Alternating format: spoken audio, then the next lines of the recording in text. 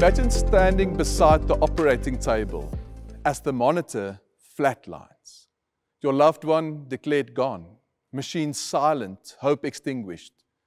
Then against every medical explanation, the heart monitor beeps again, the returning in a gasp. You press your hand to the cold skin and whisper, "Can this be real?" In Luke 24, the disciple faced an event that was even a greater miracle, the risen Christ standing in their midst. They recoiled, convinced that they've seen a ghost.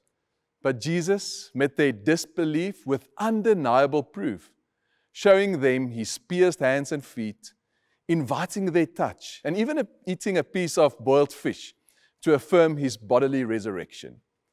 Now, Jesus doesn't shame our skepticism. He invites it.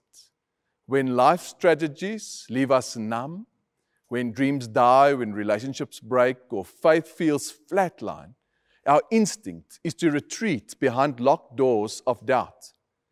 Yet, Jesus steps into our greatest impossibilities, holds out his scars and says, "See for yourself."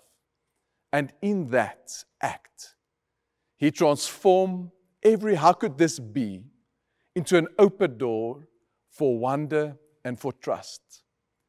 Now I wonder, what is that one reality that you find impossible to accept? Maybe it's God's mercy, or your own transformation, or a hope for a different kind of life.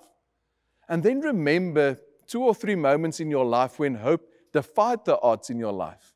Maybe small resurrections of joy or unexpected healing, fresh perspectives and starts. And maybe you can live with this prayer today. Lord, show me your life where I only see death. And may your doubt become the doorway through which the impossible steps into.